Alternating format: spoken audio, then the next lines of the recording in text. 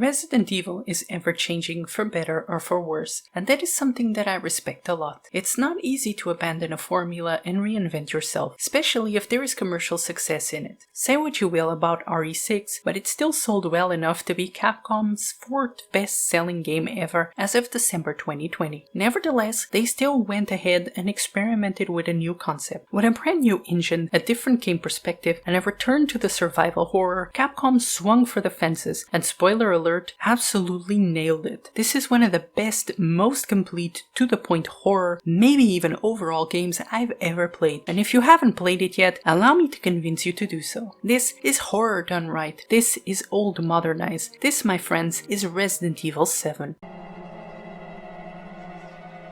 You play as Ethan Winters, a far too chilled for what's going on average man who receives a video from his long-lost wife Mia. Hoping to find her, he travels to Louisiana, where he finds the Bakers, an insane family with some sort of special yet disgusting ability. With the help of the only family member that is not insane, Zoe, Ethan must find out what happened to the Bakers, what happened to Mia, and how to get out of his predicament. The first thing you will notice when you start playing is that Resident Evil 7 is completely played in first person, which, if you're familiar with other Resident Evil games, is a big departure. This gives the game a completely new feel and a whole new level of in-your-face horror. Despite this, Resident Evil 7 feels a lot like the original RE. You stay in or around the Baker's family home. There's a bigger emphasis on survival horror. There's a chest that teleports your objects, and if you're playing Madhouse mode, you even need cassette tapes to save your game. This was definitely the right move, as the return to old ideas really worked to create a tense and very well-made game. The entire thing just has this great atmosphere to it, from beginning to end. Well, kinda, but we'll get to it. The intro of the game is absolutely incredible. Getting to the guest house, not knowing what to expect, and being greeted with a crazy ass Mia and getting your hand cut clean by a chainsaw really sets up the mood. The game never really slows down for too long and has excellent pacing, for the most part again. And it's also an excellent game length, with lots of incentives for replayability. The superb visuals also help the great atmosphere. RE Engine is an incredible engine that Capcom really manages to squeeze a lot out of. Of course, it's not perfect. In fact, in parts it really ruined my immersion, such as when textures would look pretty bad close up, almost like I forgot to put my glasses on, and the lip syncing was weirdly awful. Oh man, also, what the hell is wrong with Mia's hair? Seriously, it looks really bad. Luckily, these are exceptions and the game itself looks phenomenal. The design of the house, the lighting, the enemy design is all top quality stuff, even if I do wish there was more enemy variety. The gameplay is something that was also spot on for me. The movement was a bit rigid and the camera movement and aiming felt a bit off until I got used to it, but I quickly adapted and appreciate the extra tension it brought to my time with RE7. There is plenty of item management, with a small inventory space and all the items you can craft to help you, such as healing items and ammo. The weapons all feel great to use, especially the shotgun that has some of my favorite sounds of all time. For some reason, the noises of walking around with it and reloading stuck with me so hard, I was repeating them in my head long after I finished the game.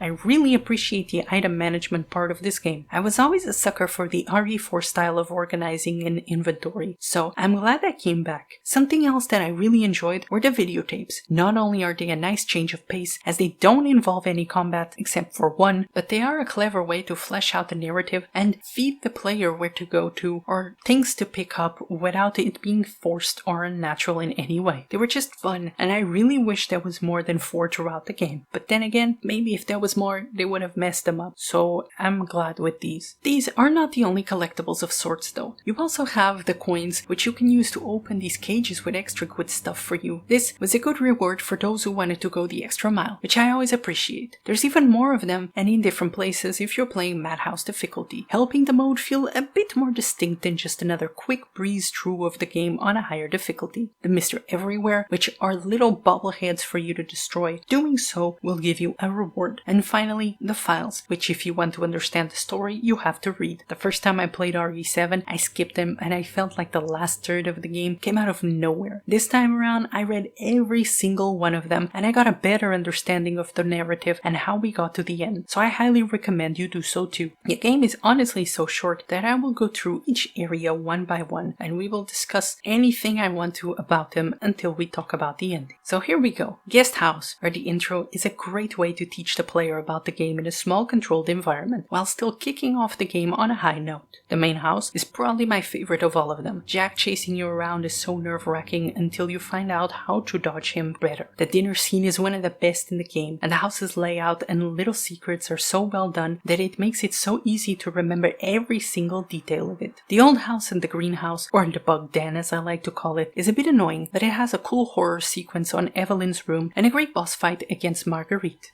I don't know what to call this next part, so I'll call it Lucas's Den. I particularly enjoy the happy birthday sequence, and after that, the last Jack boss fight is extremely good. The boat, sadly, is my least favorite part of the game. It disrupts the perfect flow I felt the game had, and almost felt, in a way I guess, as a detour from the main plot to find out more about the backstory and who Evelyn is, and why Mia is involved. But we will get to Evelyn soon. The boat is confusing and uninteresting, and I can't wait to get out of it every time. And finally, the salt mine. There's nothing wrong with it. As it is the ending, of course, they send everything your way and it's a good test of your skills. The ending boss fight is not very good because it feels very on rails, but it is a cool spectacle, so it could be worse. Now that I gave a very quick overview of the game, let me discuss the ending and a bit of what precedes it. So it turns out the bakers find a little girl called Evelyn and Mia after a boat crashes near their house on the swamp. Evelyn is some sort of bioweapon, and Mia was her caretaker trying to take her somewhere, but Evelyn goes out of control and kills the people on the boat. She infects people with mold, which is why the bakers are basically monsters, Zoe being the only member of the family that is not fully controlled by the mold, so she helps Ethan in hopes that he will find a cure that some files talk about. After killing Jack, Ethan has exactly one cure to give, so you have to choose between Mia or Zoe to save. I'm going to spoil it for you right here. These choices are absolutely meaningless. If you pick Zoe, she gets gooed up and Mia gets teleported to the boat, and you have to attack Mia on the boat when you change back to Ethan, and when you leave in the end of the game, you are alone. If you pick Mia, then she is still going to the boat and you don't fight her there anymore, and then in the end she is there when you leave. This is the canon ending and a happier ending, so unless you're going for both, I don't see why you wouldn't pick her. Anyway, the boat is a pretty big exposition dump, and an actual dump too. Mia saves Ethan, who got captured in the beginning of the boat, and he goes into the salt mines, which lead to the guest house where you inject Evelyn with a kill her juice and she turns into an old lady and melts away. Quick detour here, by the way. If you read the files, all of this is told to you slowly, including that Evelyn seems to be turning into an old lady, which throughout the house you randomly see in your way as if teleported there. First time around, I had no idea who Evelyn was or that there was even a mention of her at all because I didn't read, so I thought they just took it out of their asses in the last minutes for no reason. Although I'm still not a big fan of the ending of the story, I do enjoy the bakers and everything before the boat, so it's more than good for me. So yeah, kill juice the bitch and she melts into a gross monster. You shoot it and it dies. It's very scripted, but it's a nice visual, and Chris Redfield from the other RE games shows up with yet another redesign and takes you away, either with or without Mia depending on your choice, and that's it. The game is over. I don't think I need to say it again, but the ending is not the best. Everything from the boat in front, which mind you is not that much, could be stripped from the game and I would be completely happy. In fact, I would argue it would make for a better game with a better pacing. Hell, if you still want to have that big budget ending, then just have Evelyn turn into a monster in the swamp while they are running, find a cave or some shit with the things needed to make a cure, and kill her. I'm sure a better solution could have been thought of if it was weaved into the narrative from the beginning. Enough with that though. The last thing I have to say about the main game is that Madhouse mode is actually a must play for everyone. Seriously, try it. Enemies are placed different, they hit harder, there's more coins to collect, and you have the tape system that makes it feel like the original RE. It's a lot of fun. I recommend beating the game in under 4 hours on easy so you can use the circular saw and the Wesker pistol for an easier time on Madhouse. Remember, we're trying to have fun, not kill ourselves. Oh, but we are not done yet. This is the Gold Edition, and the Gold Edition has a truckload of DLC, which I intend on covering too. I do have to justify 100%ing this entire thing, come on.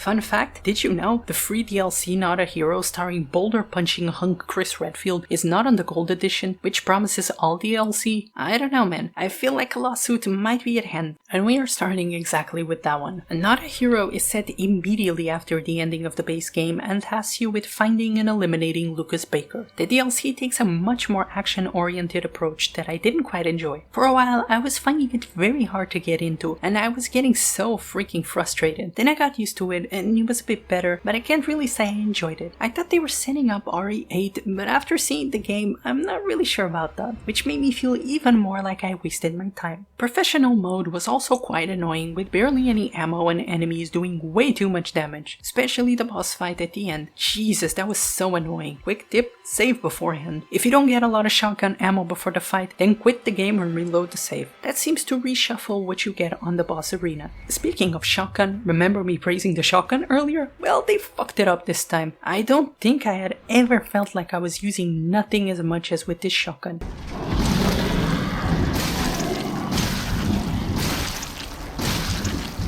The environments are just the salt mine from the base game, and later on a small little lab part. Most of it blends together, although I did like the padded room on the lab. That's about it for this one. It's fine because it's free, or else I would have a bit more complaining to do. As it is, I think I'll move on. Okay, next DLC activity is Bedroom. A fun little escape room scenario with great tense moments. Nothing too hard, and you can finish it in about half an hour or less. The goal is to escape by finding and using objects in their right places, while going back to bed so Marguerite doesn't notice what you're doing. I actually really dig this and would have played more scenarios like this if given the chance. A big thumbs up from me on this one. Jack's 55th birthday is an arcade time DLC where the goal is to feed Jack as fast as possible. Each food has an amount that it feeds him, and some foods can be combined for better points. You get rated on how fast you complete each stage. I was a bit disappointed that there was only 6 stages, but they were fun to run. It felt so satisfying to finally get that S ranking after slowly perfecting a route. There's not much to it. Killing enemies gives you more time, and beating levels will unlock more weapons and perks for you to choose from. There is an SS rank, but I only got one of them because they were pretty hard and the trophy only asked for S rank, so I rather keep my sanity, thank you. Ethan Must Die. Boy, this one was pretty hard, but with some patience and luck, you can get through it. Basically, you're tasked with killing Marguerite, but you only have the random items you find on the way there, and there's more enemies and there's a lot of traps. I recommend watching a video tutorial or two just so you have an idea on what to do. Let me tell you, you don't want to go blind here. If you die, it's all the way back with you, especially if you have a very little patience, it can be very complicated. A great tip for this mode is to take advantage of the traps both for enemies and for Marguerite. If you're lucky, she will almost kill herself with them. Daughters is a prequel DLC to the main game. You play as Zoe and experience the transformation of the Bakers from a normal family to mutated murderers. This one has 2 endings and you can probably finish it in about 45 minutes. There's not much to it. It's similar to a videotape from the main game. There's no combat and the endings aren't very different. I didn't like that it ends with a slow text scroll, but it's still a fun addition. 21 is Blackjack for psychopaths. Using trump cards that have various different effects, you are tasked with beating your opponents. Lose and you get punished, lose all your lives and die. It simply is a fun game. If you like Blackjack, you'll like this. Nightmare is a survival mode. Think of Call of Duty Zombies for a rough comparison. 5 rounds, 2 jack fights. There's traps that can be activated and scrap that can be collected and earned to activate said traps and to purchase weapons and perks. Regardless, if you win or lose, you get a score. Score milestones unlock new rewards for this game mode. If you beat this mode, you unlock Night Terror, an even harder version of the mode.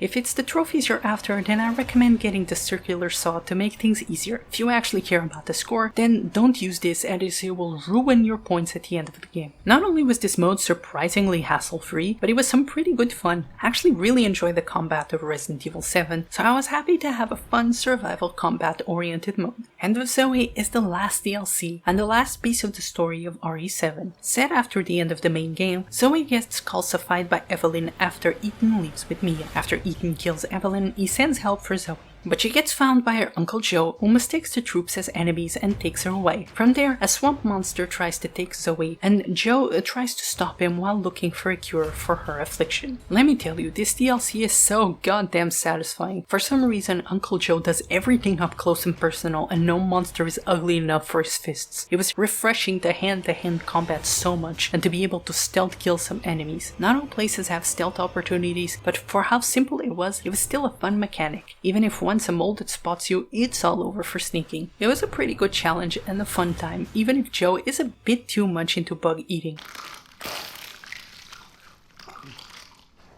After a while, you find out Swamp Monster is Jack, and this really confused me. I really thought Jack was dead after getting injected with the vaccine, but I guess not. After getting that sweet arm weapon thingy, you go into the Baker family one more time and you fuck Jack up, saving Zoe in the process and ending the RE7 story for good.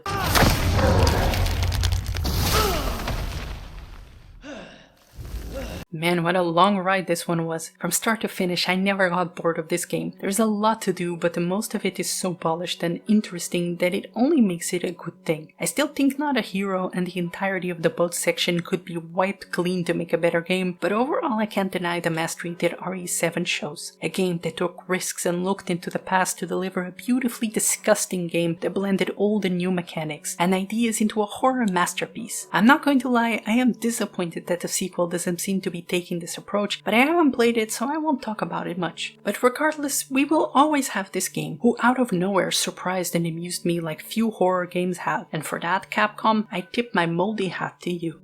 And that will do it for this one. Thank you very much for watching. I'm not sure what comes next, but I couldn't get RE7 out of my head, maybe because 8 just came out, but I can't afford 8, too expensive, so definitely not 8 after. Thank you for watching, and if you enjoyed, make sure to subscribe to check out what I do next.